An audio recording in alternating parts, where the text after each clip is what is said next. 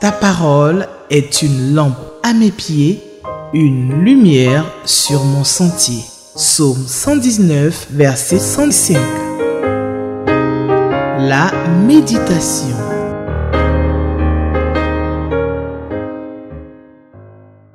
Mesdames et messieurs, chers amis lecteurs de la Bible, Shalom. Bienvenue à votre émission journalière Méditons ensemble, qui est produite bien sûr par la Ligue pour la lecture de la Bible avec la télévision Espérance de l'Église méthodiste unie. À la partie technique aujourd'hui, comme d'habitude, et sous la conduite de Mme Danielle Kragwe, nous avons nos bien-aimés frères Zogwe, Aloka, Mao et Mademoiselle Gra qui nous accompagnent.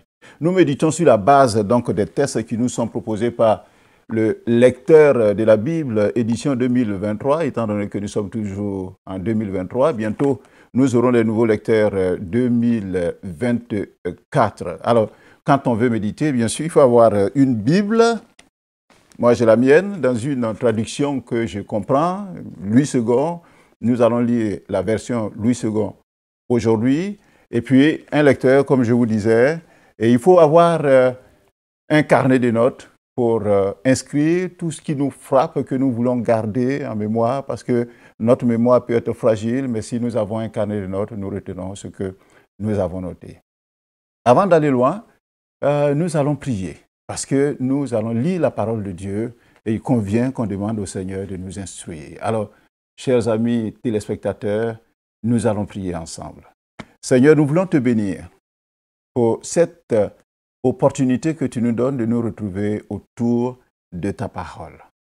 Instruis-nous, s'il te plaît, au nom de Jésus-Christ, notre Seigneur. Alors, aujourd'hui, notre lecteur nous propose le texte de Colossiens, le chapitre 2, du verset 16 au verset 23. Alors, nous aurons à répondre à deux questions du lecteur. La question numéro 1 qu'on trouve donc à la première page donc, de notre lecteur, de quoi ou de qui parlent ces versets? Et nous aurons aussi à répondre à la question numéro 6, y a-t-il un avertissement dans le texte que nous allons lire? Colossiens, le chapitre 2, verset 16 au verset 23, nous allons mettre donc notre texte dans son contexte. L'épître aux Colossiens fut écrite par Paul aux environs de l'an 60 de notre ère, lorsqu'il était emprisonné à Rome, en compagnie d'Aristarque, un autre croyant, et avec les épîtres aux Éphésiens, l'épître aux Philippiens et la lettre très personnelle que Paul a adressée à Philémon. Donc, ces trois lettres et Colossiens font partie d'un ensemble qu'on appelle lettres de captivité. Pourquoi captivité? Parce que Paul a écrit toutes ces lettres-là alors qu'il était en résidence surveillée en attendant de comparaître devant César, l'empereur romain. L'église de Colosse, si la lettre est écrite aux Colossiens, c'est que cette ville de Colosse, là, l'église de Colosse, a probablement été fondée pendant le séjour de 3 ans de Paul dans la ville d'Éphèse. On voit ça dans Actes, le chapitre 20, le verset 31. Où pendant 2 années de ce séjour de 3 ans, l'apôtre enseignait dans l'école d'un certain Tyrannus. Il est probable que Paul, pendant qu'il était donc à Éphèse, a dépêché Épaphras, qu'on appelle aussi Épaphrodite, un de ses compagnons. Il a dépêché avec d'autres jeunes chrétiens qui s'étaient convertis à Éphèse, à Colosse, afin de prêcher la parole de Dieu dans ce lieu. À ce groupe constitua le noyau de ce qui devint l'église de Colosse. D'après ce qu'on sait, Paul n'y est jamais allé à Colosse. Et Philémon, dont nous avons parlé tout à l'heure, était un riche habitant de la ville de Colosse. Philémon avait un esclave qui s'appelait Onésime, qui s'était entre-temps enfui, et Paul demandait à Philémon de bien le recevoir dans la lettre qu'il lui a adressée. Alors il semble même que à cette même époque, il y avait les églises se réunissaient donc dans les maisons, et c'est très probable que ce soit dans la maison de ce riche Philémon-là, qui était devenu un chrétien, que cette église de Colosse se réunissait.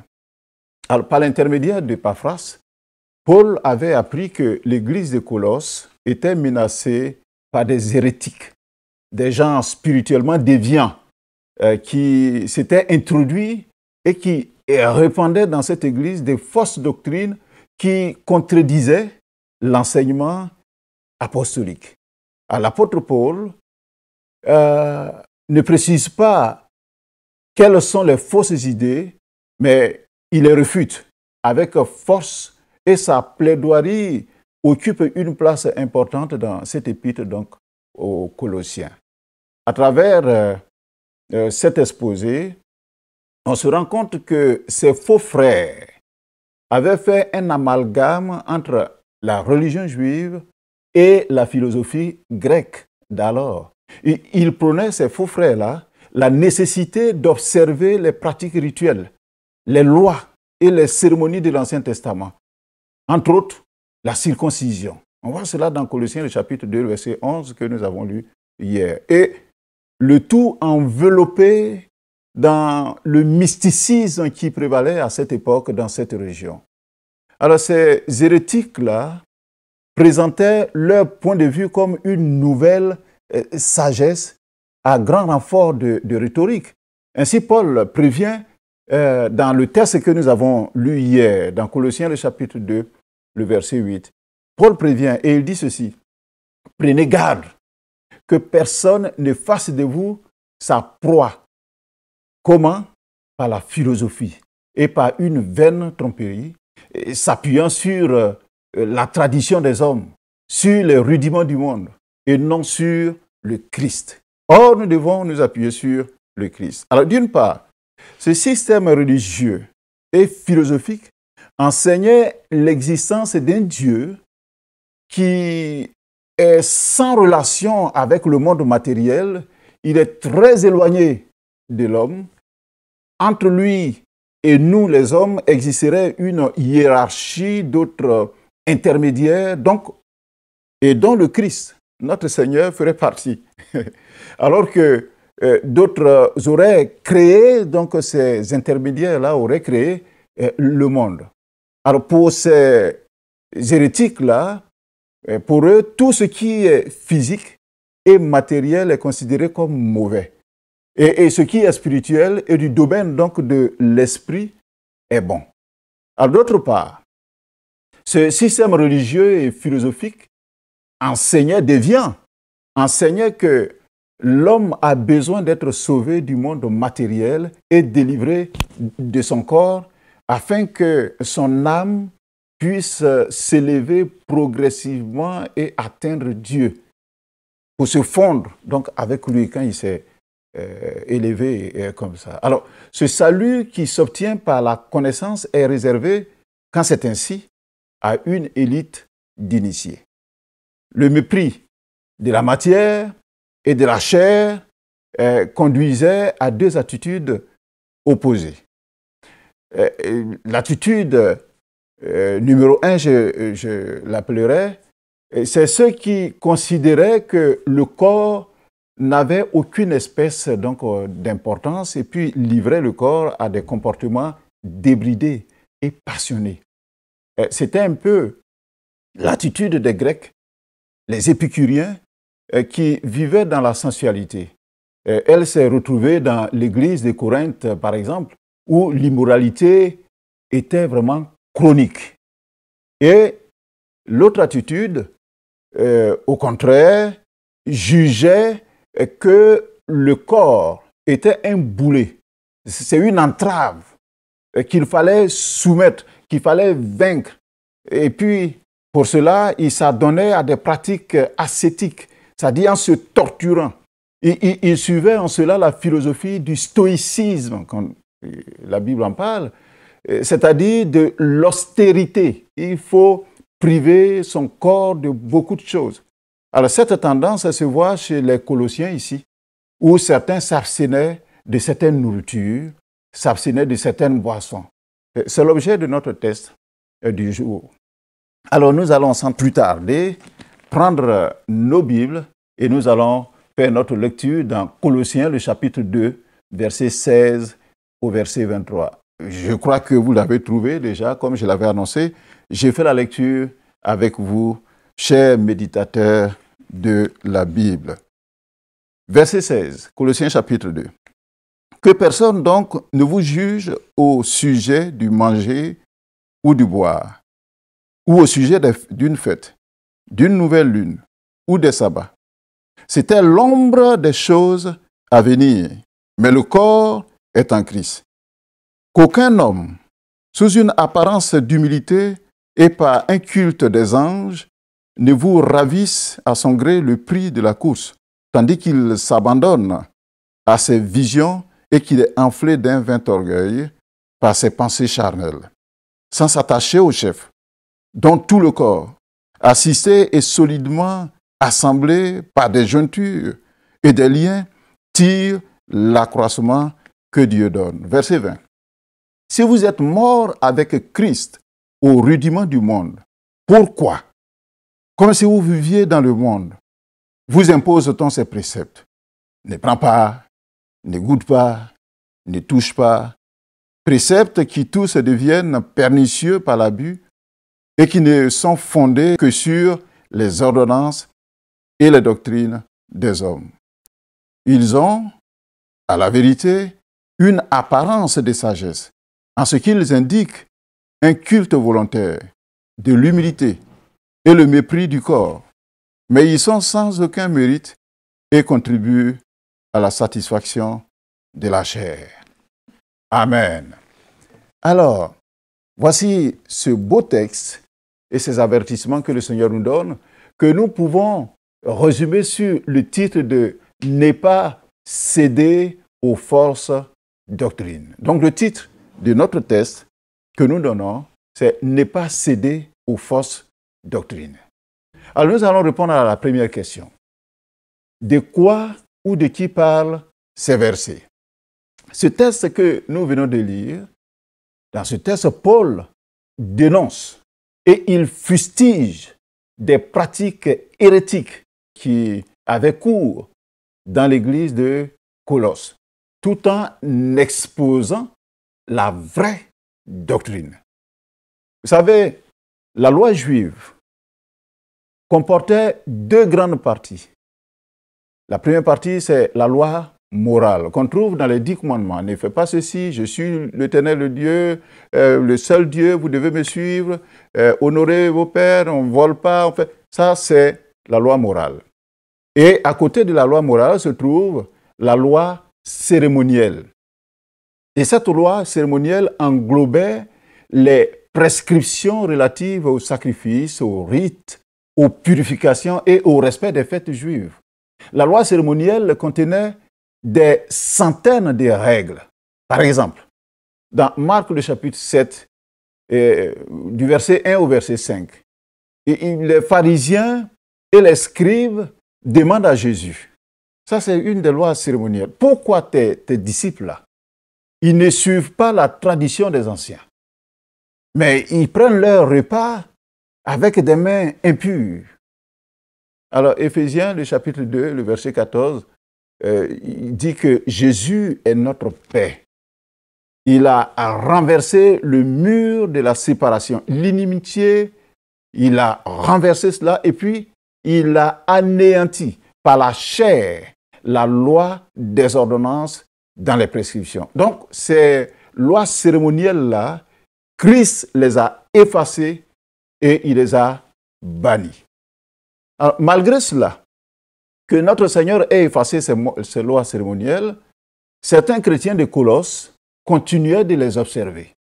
Et non contents de les observer eux-mêmes, de le faire, ils jugeaient et condamnaient ceux qui, dans l'Église, ne pratiquaient pas ces lois cérémonielles. Ils affirmaient que ceux qui n'obéissent pas à ces prescriptions-là ne pouvaient pas donc être sauvés. Alors, quelles sont ces pratiques hérétiques dénoncées par Paul dans le texte que nous avons lu? C'est-à-dire ces déviations spirituelles, ces fausses doctrines.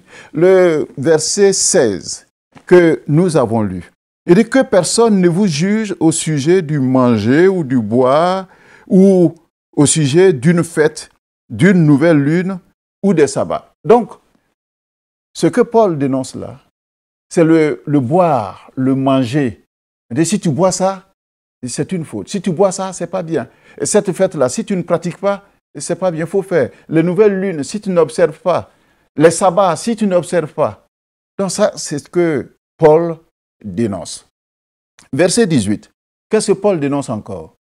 Paul dénonce les apparences d'humilité de ces personnes. Il faut avoir une apparence, il faut se ranger comme ça, se marcher comme ça, se tenir comme ça. Et sinon, ce n'est pas chrétien. Et les cultes des anges, parce que dans cette église, on pensait qu'en passant par peut-être l'ange Gabriel, l'archange Michel, etc., on pouvait donc atteindre Dieu. Et puis la systématisation des visions, dans ce verset 18-là. Il s'abandonne donc à des visions. Si tu ne parles pas d'une vision que tu as reçue, c'est que Dieu ne t'a pas parlé, donc Dieu n'est pas avec toi. Et puis des pensées charnelles, des pensées humaines, des révélations, disant que ce sont des révélations donc de Dieu. Et au verset 20 et verset 21, Paul fustige aussi les préceptes, c'est-à-dire des ordonnances qui étaient dans cette église de Colosse. On ne prend pas ça. Et on ne goûte pas ça. On ne touche pas à ça. C'est ce que Paul fustige. Alors, certains faux docteurs de Colosse affirmaient que pour être sauvé, l'homme devrait faire pénitence. Faire pénitence, c'est quoi? C'est se soumettre à des pratiques mortifiantes. On se fait mal au corps. Il faut s'agenouiller pendant 10 minutes, par exemple. Il faut s'humilier. Alors, il déclarait en outre qu'il fallait adorer les anges, qu'il présentait comme des médiateurs entre Dieu et les hommes. Il préférait enfin avoir des visions et des expériences extatiques, c'est-à-dire se mettre en extase. Et il méprisait ceux qui n'en avaient pas, qui n'avaient pas donc de ces visions-là. Alors, comment Paul qualifie ces pratiques hérétiques, ces déviations-là dans le texte que nous avons lu?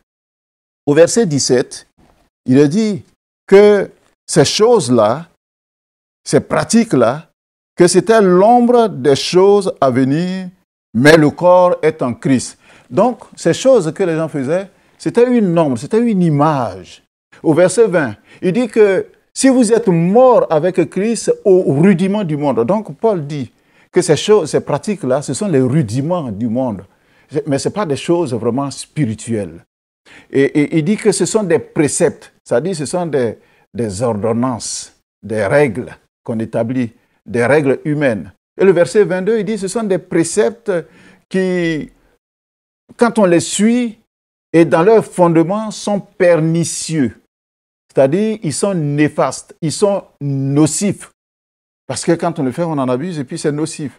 Et puis, ces préceptes-là sont fondés sur des doctrines humaines, des ordonnances humaines. Mais ce ne sont pas des lois qui viennent donc de Dieu.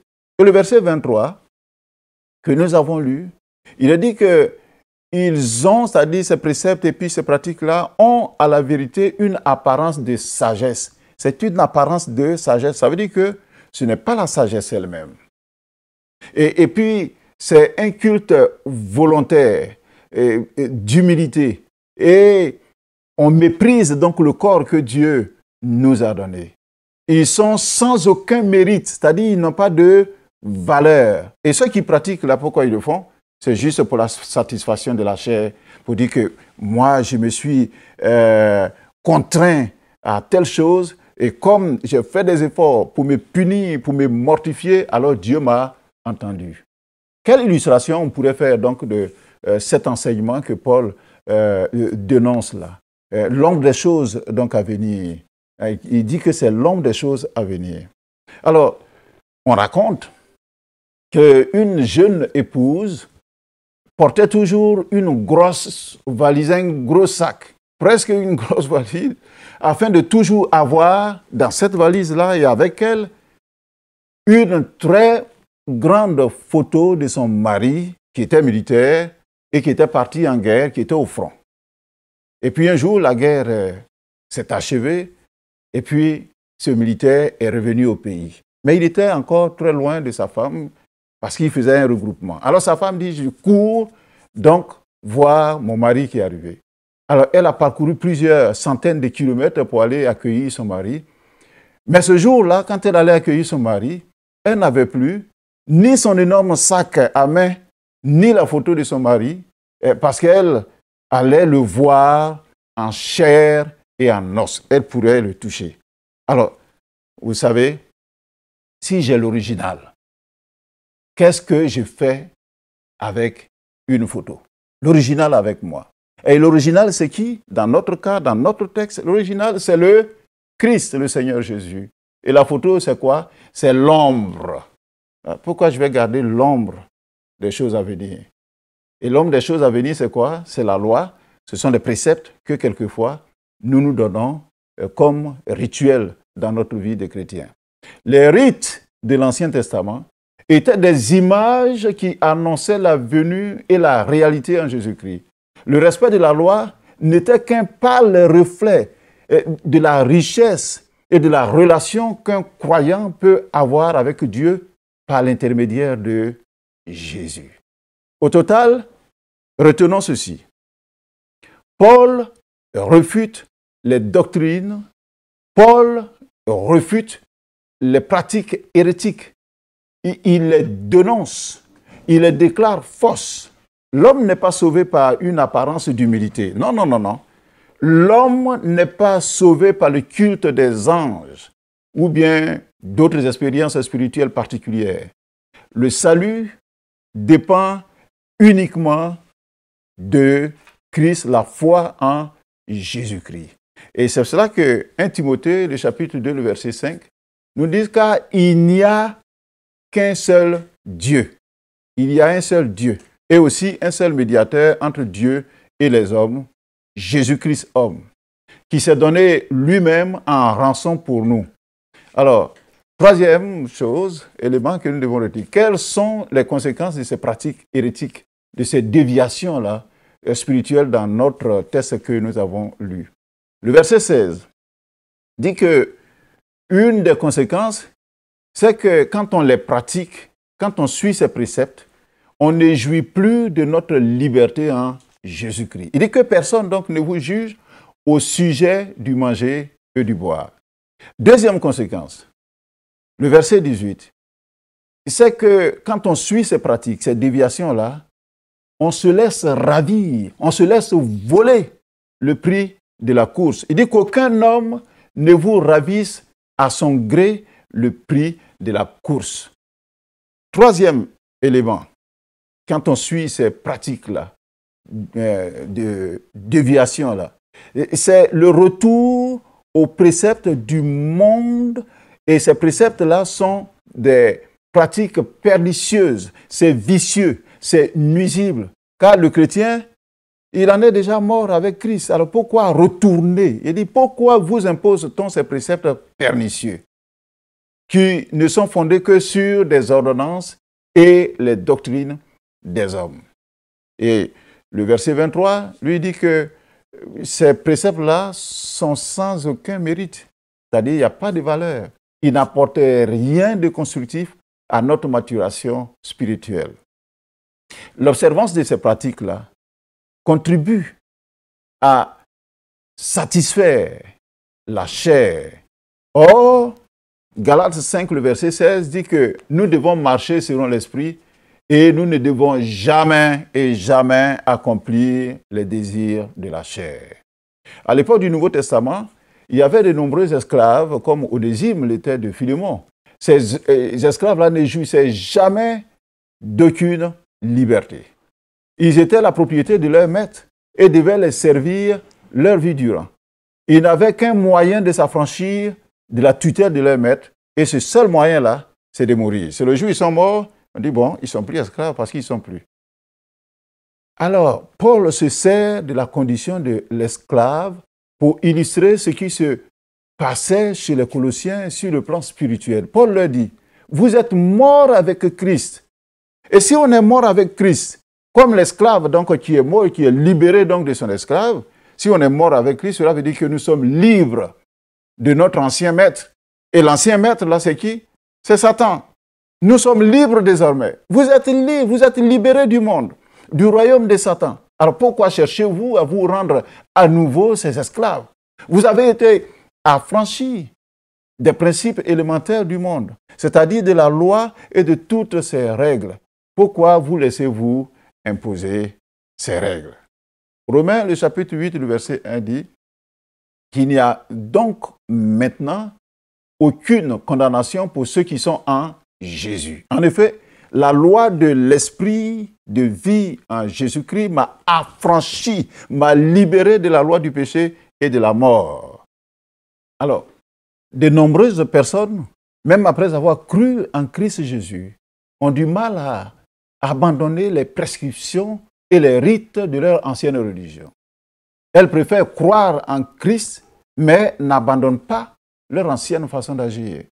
Or, il est impossible de placer sa foi en Christ et en même temps dans l'ancienne religion. Alors, c'est quoi par exemple? Ce sont les fêtes de génération, les interdits coutumiers divers, ce sont les rituels funéraires, etc. Alors, une fois que nous sommes devenus chrétiens, nous devons renoncer aux principes élémentaires du monde. Jésus a dit on ne peut servir deux maîtres. Nous devons cesser de faire confiance à nos anciennes lois religieuses comme moyen de parvenir au ciel.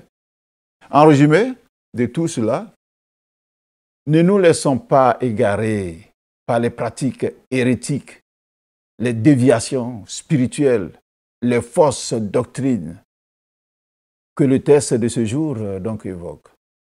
Au sujet du manger, par exemple, du boire, au sujet d'une fête, d'une nouvelle lune, d'un sabbat, d'un culte quelconque. Non, nous ne devons pas nous laisser égarer. Et j'ajoute, les cultes rendus aussi aux saints. Ne détachons pas notre foi de Christ pour la porter sur ces choses sans valeur. Nous risquerions de perdre notre récompense, notre salut. Et je voudrais relire d'ailleurs ce verset 19. Il dit que nous devons être attachés au chef, dont tout le corps, assisté et solidement assemblé par des jointures et des liens, tire l'accroissement que Dieu donne. Si on est détaché de Christ, alors on ne pourra pas croître spirituellement. Y a-t-il un avertissement? Oui, il y a un avertissement. Le verset 16, le tout premier verset que nous avons lu de Colossiens 2, il dit que personne donc ne vous juge au sujet du manger ou du boire, ou au sujet d'une fête, d'une nouvelle lune ou des sabbats. Ça, c'est le premier avertissement. Deuxième avertissement, c'est le verset 18. Il dit qu'aucun homme, sous une apparence d'humilité et par un culte des anges, ne vous ravisse à son gré le prix de la course. Le prix de la course, c'est notre salut. Qu'aucun homme, sous un prétexte quelconque, ne vous ravisse. Donc ce prix-là.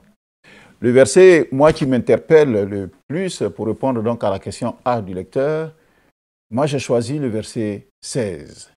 Que personne donc ne vous juge au sujet du manger ou du boire, ou au sujet d'une fête, d'une nouvelle lune ou d'un sabbat. Même par le jeûne, parce que quelqu'un dit, oh lui là il ne jeûne pas trop. C'est un acte de piété, c'est un acte pour se rapprocher de Dieu, mais celui qui ne jeûne pas ne veut pas dire qu'il n'est pas spirituel. Non, pas du tout. Nous le faisons, c'est une bonne chose pour ceux qui le font, mais nous ne devons pas condamner ceux qui ne le font pas, nous pouvons les encourager. Chers amis, lecteurs, méditateurs de la Bible, voici ce que nous avions à partager ce matin ensemble. Alors si vous êtes d'accord avec moi, nous allons prier le Seigneur et lui demander de nous donner, d'observer tout ce que nous avons lu. Prions ensemble. Seigneur, nous voulons te remercier de ce que comme tu l'as fait pour les Colossiens, tu nous demandes d'être vigilants et que personne ne vienne nous arracher cette doctrine, la parole que nous avons reçue de toi, en nous enseignant des préceptes, des coutumes, des traditions et d'autres manières donc de vivre, en se mortifiant le corps. Parce que toi, tu as vaincu pour nous et tu nous as donné la liberté. Donne-nous de croire en toi, d'être attachés à toi et de vivre par toi et par le moyen de la lecture de ta parole, l'application de ta parole. Au nom de Jésus-Christ. Amen. Demain, c'est un autre jour. Mais pour l'heure, vous pouvez retrouver le commentaire du lecteur à la page 149, ce que nous avons lu aujourd'hui. Que Dieu vous bénisse. Que Dieu bénisse votre lecture quotidienne de sa parole. Ta parole est une lampe à mes pieds, une lumière sur mon sentier. Psaume 119, verset 105. La méditation.